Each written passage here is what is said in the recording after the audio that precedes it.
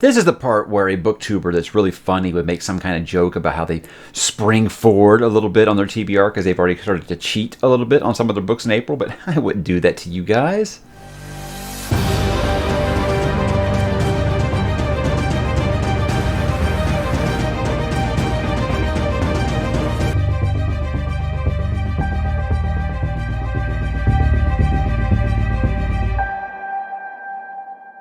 Hey, what's up, bookworms? Welcome to spring. I am Mike, and today we're going to talk about my TBR for the months of April, May, and June of 2021. The reason that I do it this way is because I would say, yes, I'm as prone as anyone to let my TBR kind of change a little bit.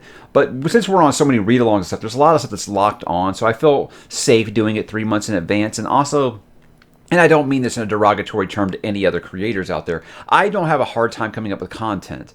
I have a harder time with time to put out said content. So I don't need to do one of these every single month. I don't think so. What I'd rather do is do it like this. And if there's a huge amendment like there was for the winter TBR, because I found myself with more reading time than I thought, and then I'll just like do a quick amendment video or something like that. So that's why I'm going so far ahead. And like I said, guys, if you were on the Discord, you already know what's going to be in this video. But I'm going to talk about it anyway because I love to talk about what is going to be happening here soon. Let's go ahead and kick it off for the month of April. I kind of joked there in the beginning. I've already started cheating a little bit because this was the first book in April, which was the next Stephen King. I do about one Stephen King a month because I'm going to keep doing the Into the Multiverse. But the Dark Half, I already kind of worked my way through this as I was stalling a little bit on the last book in Farseer, which I'll talk about another time.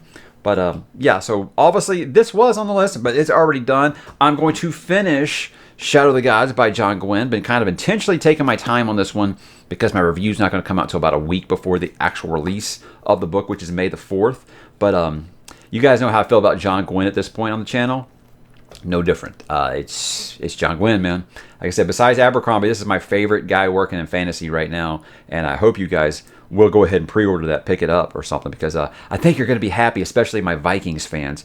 Then we're going to do our last one in this just little collection here of Michael Crichton that I have, which is the first 3 books, which is a lot of people on the great Michael Crichton reread that have jumped on board are reading from also, because those early hardcovers, really expensive. So this collection that's got the first 3, we'll be concluding that with the Great Train Robbery. That is the Crichton book for April. In my memory, a very quick and fun little read. And I think that there's going to be some people that are surprised that they think that Crichton can only do science. They're going to be a little bit surprised with what they find in that book, and my arm isn't that long to reach down and get this without you guys knowing.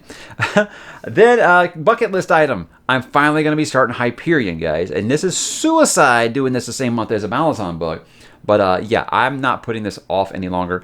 I saw this, not this cover, the original cover to Hyperion by Dan Simmons, the one with the Shrike on it. Saw that in my brother's room when I was a preteen. Just thought it was the coolest thing I had ever seen. And for some reason, I've just never read it. So with the wanting to put more sci-fi on the channel this year, I said Hyperion was one that was finally going to happen this year. Now, I'm just committing to Hyperion, not Endymion, or however you say it, Endymion. You know what I mean. Books 3 and 4 of the Cantos. Then I'll be doing my first Blake Crouch book with Dark Matter. This is someone that people have told me, if you like Michael Crichton, you're going to have a really good time with Blake Crouch. So that could be a double-edged sword there. One, it could be I could really end up loving this, or 2, I could be comparing this to my guy, Michael Crichton, and just feel like that's a pretty high bar to set to a new reader with Blake Crouch. But I'll try to look at it not under that kind of lens, because that is really just a high measuring stick for me, because that's my second favorite author ever. So this here, I know some people say start with Recursion, not Dark Matter. Some people say start with Dark Matter, not Recursion. So I'm going to go ahead and do it that way, because that's the publication order. I think that they're making a Netflix series out of that too. So that kind of upped my attention on that one. And you guys know that I said I was kind of lukewarm on Murderbot #1. Well, I'm going to continue those because, like I said, I don't feel like that's a hard commitment really to get to, because these are super tiny books. You know, like I said, I read the last one in 2 lunch breaks. I'm sure I'll do the same with this one. This is Artificial Condition.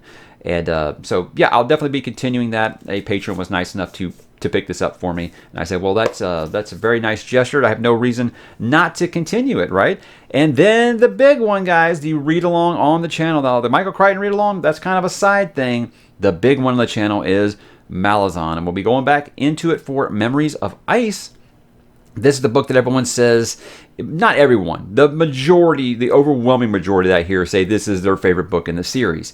And a lot of people have said this is kind of the linchpin, or the, I guess you say the final straw where you decide if this series is for you or not. So if you have struggled through these first 3 books, apparently it's just not the series for you. If this book doesn't flip you over to be like, okay, I'm in until the end now, then it's probably not going to happen for you. But it's not a small one. I mean, that font is really tiny, you guys, but I'm excited because I get to see my characters from Guardians of the Moon again, and as much as I did enjoy Deadhouse Gates, I'm very anxious to find out what is going back in the homeland of Genebacus.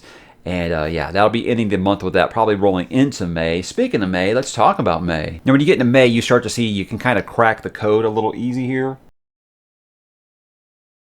I'll be starting every month with my guys here. We're going to have King and Crichton. So it's like a flashback to high school here, because that was pretty much all that I read. But I'll be dipping into 4 Past Midnight. Now, this is going to be like different seasons where you've got 4 different stories. And I'm going to probably do 4 different mini reviews for those like I did with different seasons. This is Langolier's Secret Garden, Secret Window, The Library Policeman, and The Sundog. And some of those you might not recognize because, like I said, they haven't made movies of them, and that's a rare case for a Stephen King novel. But this is probably his most underrated short story collection, I think. But I don't, I say short story, it's novellas. There's a difference. His short story collections I'm not even doing right now. But in my memory, there are some really, really great ones here. I think everybody remembers those awful special effects in the Langoliers movie, and that's what they kind of judge that off of. I don't think so. I think it's a really, really cool story, that something that's kind of been riffed on quite a bit. But you don't have to worry about me saying good things about Stephen King books. That's really not a problem. And then for the Crichton, we'll be moving on to another collection. Again, those first 6 books of his, guys, are so expensive on hardcover. I'll get them probably eventually, but right now it was just like, that's not something I want to try to track down. But we'll be moving on to it with Congo. I have it in this collection with Sphere and Eaters of the Dead. Or actually, you know what? May, it's going to be Eaters of the Dead, not Congo. I'm up ahead there. But Eaters of the Dead is one that I think will be kind of a leaping off point for some that are following along on the read-along, because it's told in epistolary format, like a Bram Stoker's Dracula, like found journals and things like that. It's a recollection. And in my memory, I loved it. I loved it quite a bit. I loved the villains, question mark, in that. Very, very cool. So I'm looking forward to revisiting that one. A lot of those I haven't revisited since I was a teenager. And yeah, I'm excited about it. And then we're doing the other half of Hyperion, which is Fall of Hyperion. So doing those back to back, like I said, to kind of, get that off the bucket list. Then I got a couple more sci-fi. I'm going to be doing 3 sci-fis in a row. Hyperion. Then I'm going to be doing my first Isaac Asimov, guys. Robots. I thought about it. I was going to do Foundation, because they're doing that show on is it HBO Max or Apple TV? I can't keep all those separate. But a lot of people say, I think iRobot would be a much better launching point for you with Asimov. So that's what's happening. We're going to do this. And as far as I know, is iRobot was all just a bunch of short stories, and this kind of compiled them all into like one story. I've only seen the movie, which if you saw that movie, I don't really want to talk about it very much. And then I'll continue with Rogue Protocol. This is book number 3 of The Murder Bot. And I think that'll be a very, very fine palate cleanser before I get into the last book in Michael J. Sullivan's wonderful Rare Revelations. That's going to be Persepolis. And it's a pain in the butt to take these out of here, so I'm just going to show you the whole thing.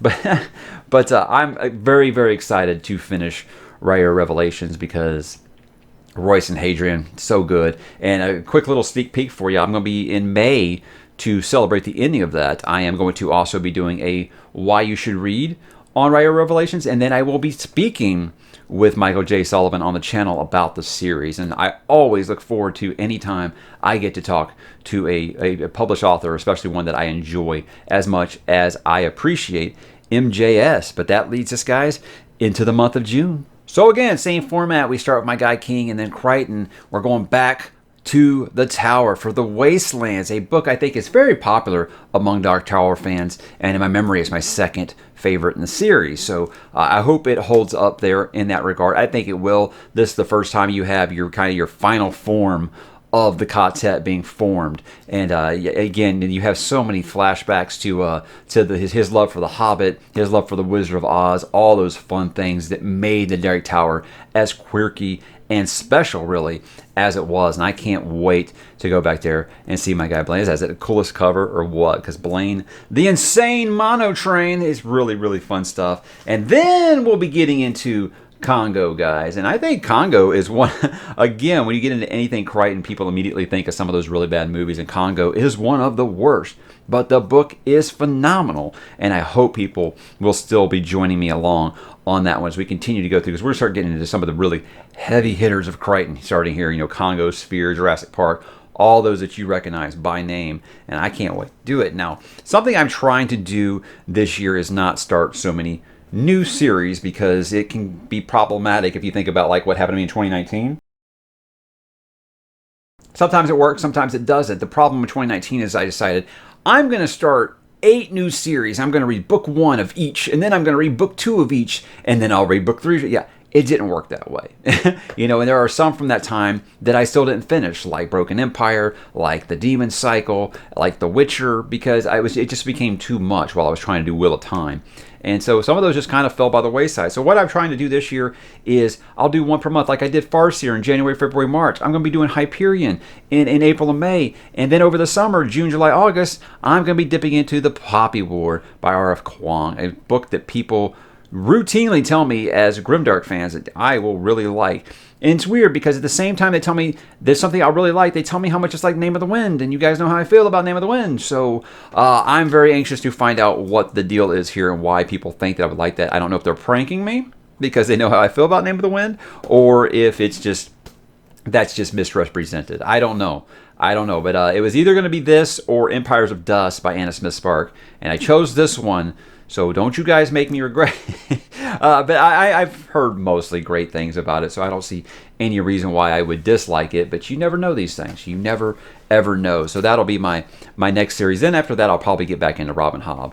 But I'll be reading my first Neil Gaiman in June. This is going to be Stardust. A lot of people have said this is the best place for a fantasy fan to start with Neil Gaiman.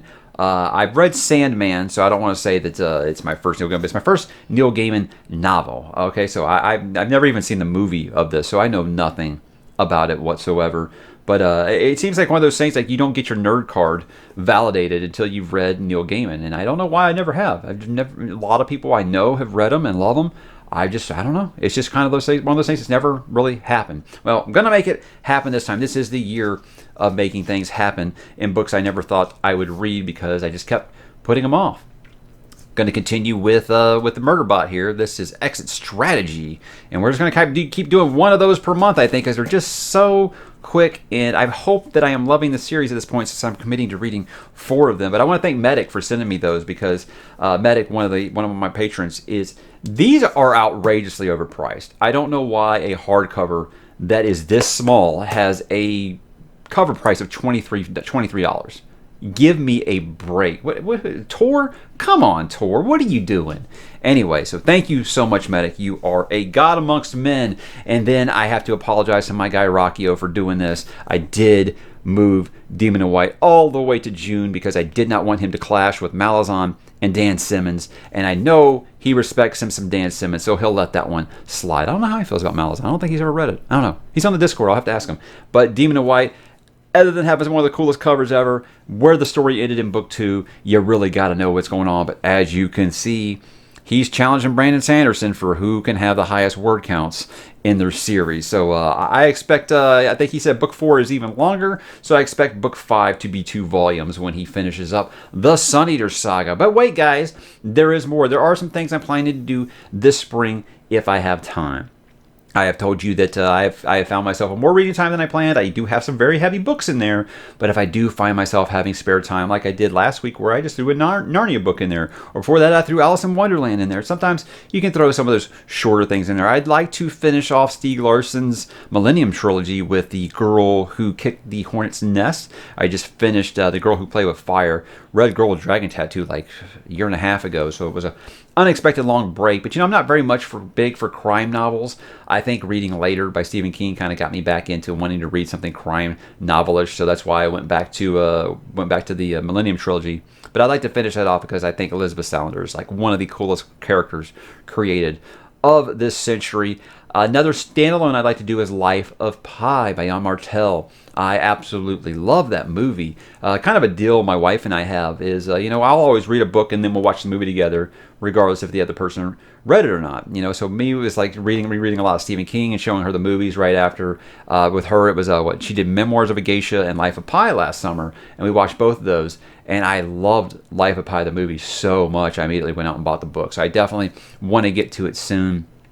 Love me a good survival story, and if it's half as good as the movie is, I'm sure I'm just going to absolutely love it. And then again, the if time thing comes down to the good old Leigh Bardugo stories. I've got the last book in what is it called? Shadow and Bone.